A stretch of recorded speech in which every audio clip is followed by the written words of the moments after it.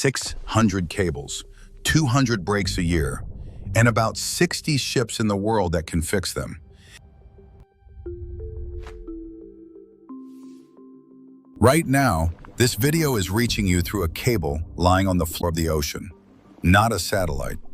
Over 99% of all international data crosses the seabed, through cables you will never see and have probably never thought about.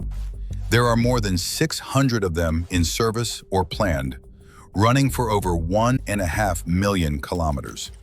This is what the internet physically is: glass on the bottom of the sea. Out in deep water, a submarine cable is about as thick as a garden hose. Inside sit a few pairs of glass fibers, each one thinner than a human hair, carrying the traffic of entire continents. There is no heavy armor out there because 3 kilometers down there is almost nothing to protect against. Close to shore, where trawlers work and anchors drop, the same cable gets steel jackets and gets buried under the seabed. And they break. Roughly 200 faults a year, somewhere in the world, every single year. What makes that number interesting is that it has stayed almost flat for a decade, even while the network itself grew by half. So the cables are not becoming more fragile. It simply means that at any given moment, including right now while you watch this, several of them are lying broken somewhere on the seabed. It is almost never sabotage, and it is never sharks. Between 80 and 86% of all faults come from fishing gear and ship's anchors. A trawl door dragged across the bottom, an anchor dropped in the wrong place and then hauled back up with a cable caught on it. The rest are earthquakes, storms, currents moving sediment along the seabed, and equipment reaching the end of its working life. So why have you never noticed any of this? Because the network reroutes. Traffic that would have crossed a broken cable is pushed onto another route within milliseconds, with no person deciding anything. This is the redundancy everyone points to whenever the subject comes up, and it deserves the credit. It is real, it works, and it is the reason 200 failures every year stay completely invisible to you. But redundancy at the cable level tells you nothing about repair. A cut cable does not heal, and no amount of rerouting puts it back where it was. Somebody has to physically travel out to the middle of an ocean, locate a line the width of a garden hose lying under 3 kilometers of water, and lift both severed ends up to the surface. That part has barely changed in a century. Here is how that is actually done. A ship sails to the fault position and drags a grapnel, a heavy hook on a wire, back and forth along the seabed until it snags the cable.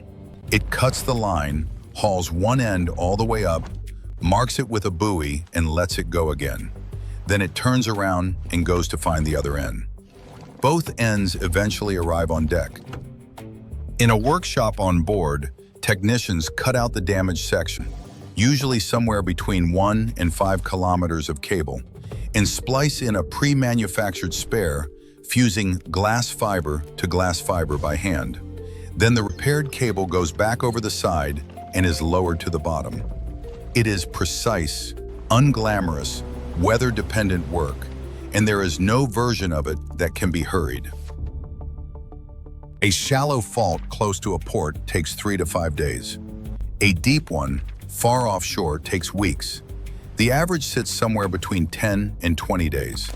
And that clock only starts once a ship is actually available and actually permitted to be in that stretch of water. Permissions and paperwork have held repairs up for longer than the repairs themselves took to complete. On the 15th of January 2022, a volcano erupted near Tonga. The country was connected to the rest of the world by exactly 1 international cable, and the eruption did not simply cut it. It tore roughly 80 kilometers of that cable into pieces. A repair ship worked the site for more than 2 weeks. Tonga was reconnected 38 days after the eruption. Its domestic cable took until July 2023. Which brings us to the part that appears on no map. Every one of those repairs needs a specialized cable ship, not an ordinary vessel, but one built with the winches, the cable tanks, the splicing workshop, and the trained crew to do this exact job. Worldwide, there are around 60 of them. 60 ships for 600 cables and 1.5 million kilometers of line. And they are old. The average cable maintenance vessel is roughly 20 years into its working life. By 2040, about 64% of that fleet will have reached the end of it, and nearly half are approaching that point already. These are not ships being retired early to make way for better ones. These are ships quietly running out of time, while the network they maintain keeps growing. Replacement is not happening at anything close to the required pace. Estimates put the need at 15 replacement vessels, plus 5 additional ones, 13 of them within the next decade, at a cost of around $3 billion. The economics explain the gap. A cable ship is expensive to build. It spends much of its life waiting, and it only earns properly when something is already broken. Now put that fleet against the map. Cables do not spread evenly across the oceans. They bunch together through the Luzon Strait, through the Strait of Malacca, and above all, through the Red Sea corridor, because that is the only practical way to move data between Europe and Asia without crossing an entire continent by land. Geography decides the route, and geography does not offer many options. At its narrowest point, the Bab el-Mandeb is about 30 kilometers across. At least 17 cables pass through that gap, carrying an estimated 17 to 20% of the world's internet traffic. Over 90% of all communication between Europe and Asia comes ashore in Egypt first. One country, one corridor, one very narrow stretch of water, and a very large share of the world's data. This is where the two halves of the problem meet. Cuts in the Red Sea corridor have taken months to repair, and not because the splice is difficult, because getting a suitable ship to that particular stretch of water with permission to work there is difficult. A crowded corridor and a thin repair fleet are each manageable on their own. Put them together and you get something else entirely. So the redundancy is real. It is simply not where you assume it is. It lives in the cable map, in the hundreds of routes, and the automatic rerouting that quietly hides 200 failures a year. It does not live in the repair schedule.